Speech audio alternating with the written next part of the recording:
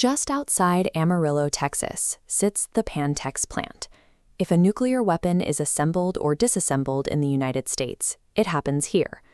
Because of that mission, the facility operates under the tightest security protocols on the planet. The ground is heavily restricted, and the airspace above it is constantly monitored for any sign of a threat. This is the declassified incident report from September 2015. It details how, on the morning of September 1st, at exactly 0710 hours, that highly secure airspace was breached. The facility's ground surveillance radar system pinged an anomaly. It was completely unidentified, coasting along at a slow 10 to 15 miles per hour. The security response was immediate.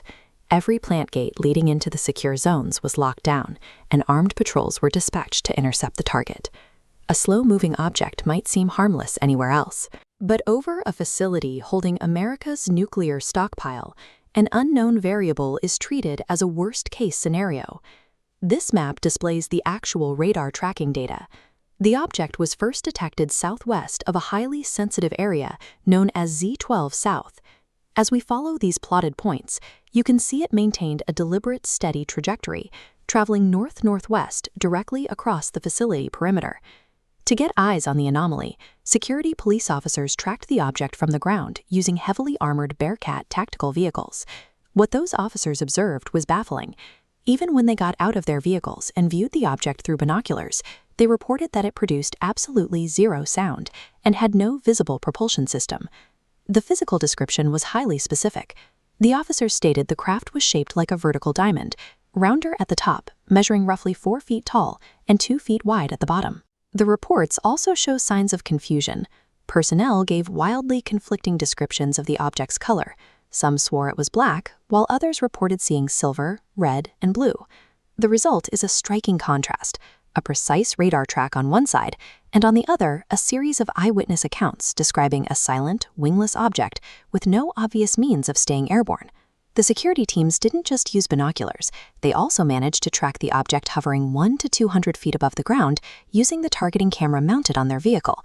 This is the raw visual evidence captured from the ground surveillance radar tower closest to the anomaly. Because of the distance, the optical data is heavily degraded. It's nearly impossible to positively identify what is inside that red circle based on this single frame alone.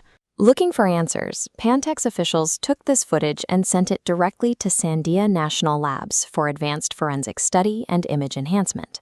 The laboratory returned these enhanced images. We get a clearer look at the silhouette, which resembles a heavily distorted drone or perhaps a specialized balloon. Rather than closing the case, the enhancement just confirms what the officers saw on the ground. Whatever this was, it didn't match the profile of standard commercial or military aircraft. Eventually, the object continued its path entirely off the Pantex property. At that point, local deputies from the Carson County Sheriff's Office joined the facility's security forces in the pursuit. As they followed it, the anomaly suddenly shifted its behavior. It increased its speed and actively changed its trajectory, heading east-northeast. The ground pursuit was forced to abruptly end.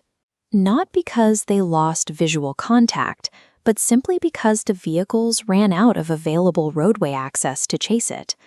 With the object gone and still completely unidentified, the issue escalated. This transmission memorandum confirms that the entire dossier of physical evidence and witness statements was officially handed over to the FBI.